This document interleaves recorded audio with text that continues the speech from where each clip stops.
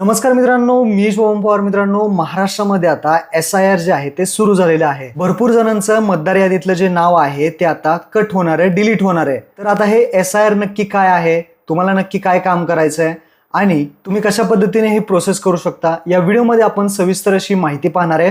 तर व्हिडिओ नक्की शेवटपर्यंत पहा. चॅनलवरती पहिल्यांदा आला असाल चॅनलला सबस्क्राईब करून ठेवा. अशाच महत्त्वपूर्ण व्हिडिओज तुम्हाला मिळत राहतात. तर चला मित्रांनो, व्हिडिओ सुरू करूयात.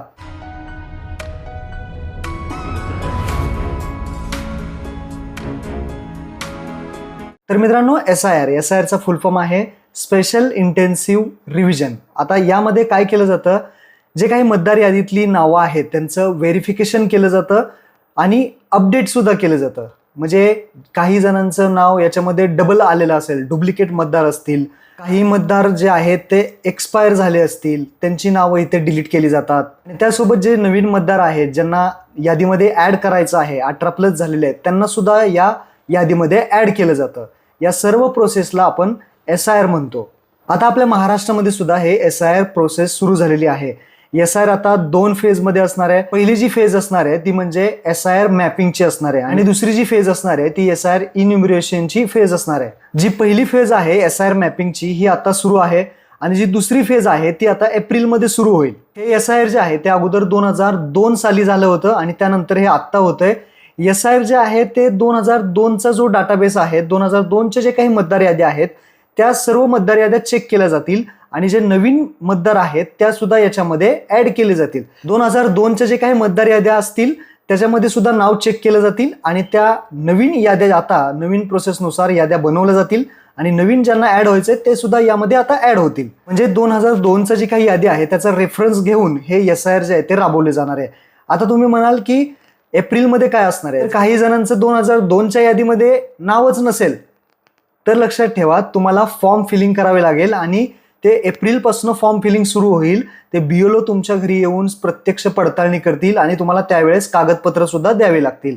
मग SIR मॅपिंगमध्ये काय करायचं आहे, तर SIR मॅपिंगमध्ये तुमची 2002ची जी काही यादी आहे ती अगोदर डाउनलोड करायची. त्याच्यामध्ये जर तुमचं नाव असेल तर ते नाव तुम्ही काढायचं आणि आत्ताचं जर यादीतले नाव आहे ते सुद्धा तुम्हाला काढायचं आणि दोन्ही यादीतले जे नावं असतील, आत्ताच्या यादीतलं आणि 2002च्या यादीतलं, हे तुम्हाला BLO कडे व्हॉट्सअपला तुम्ही पाठवू शकता किंवा त्यांच्याकडे तुम्ही ते जमा सुद्धा करू शकता आणि त्याच्यानंतर ते BLO तुमची मॅपिंग करतील.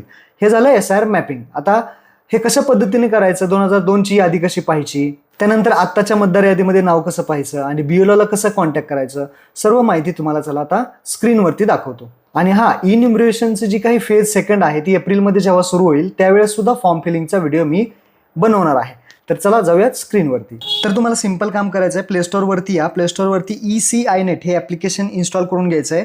इलेक्शन कमिशन ऑफ इंडिया गव्हर्नमेंटचं आपलं ॲप्लिकेशन आहे, हे आपल्याला इन्स्टॉल करायचं आहे. ECINET हे इन्स्टॉल करून याला ओपन करा. ओपन केल्यानंतर तुम्हाला इथे 2 नंबरचा बॉक्स दिसेल, search your name in last SIR. हा जो 2 नंबरचा आहे त्याच बॉक्सवरती आपल्याला क्लिक करायचं आहे. क्लिक केलं की इथे तुम्हाला पेज ओपन होईल, ज्यामध्ये सर्वात पहिल्यांदा आपलं महाराष्ट्र स्टेट सिलेक्ट करायचं आहे. त्यानंतर तुमचा जो काही जिल्हा आहे तो जिल्हा सिलेक्ट करायचा आहे.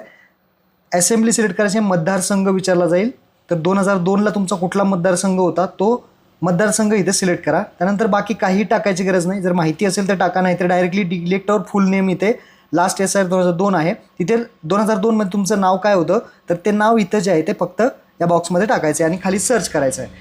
सर्च केल्यानंतर तुम्हाला यादी येईल. जर तुमचं नाव नसेल तर तुम्ही तुमच्या आईचं नाव, तुमच्या वडिलांचं नाव, तुमच्या आजोबांचं नाव, कुणाचंही नाव टाकून इथे तुम्हाला सर्च करायचं आहे. लक्षात ठेवा, तुमच्या फॅमिली कुटुंबातलं कुणाचंही नाव इथे टाका आणि सर्च करा. ही गोष्ट लक्षात ठेवा. तुमचं नाव नसेल तर तुमच्या आईचं, वडिलांचं, आजोबांचं कुणाचंही नाव इथे सर्च करा. सर्च केल्यानंतर ही यादी येईल.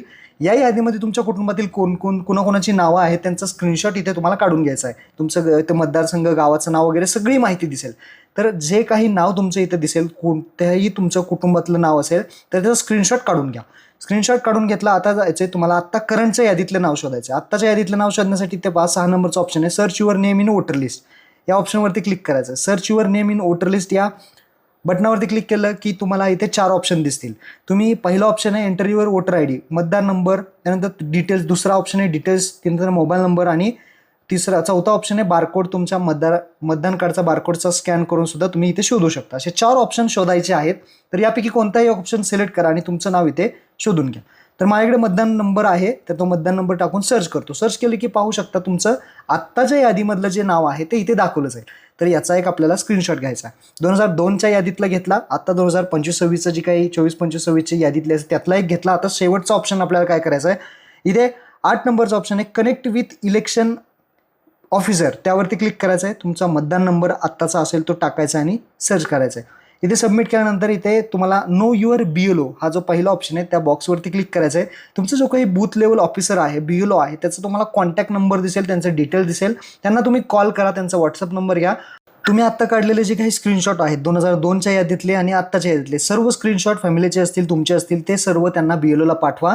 ते तुमची मॅपिंग एका मिनिटामध्ये करून देतील. तर अशा पद्धतीने तुम्ही मॅपिंग त्यांच्याकडून करून घ्या. महत्त्वपूर्ण हा व्हिडिओ होता. सर्वांना नक्की शेअर करा. धन्यवाद. जय हिंद, जय महाराष्ट्र.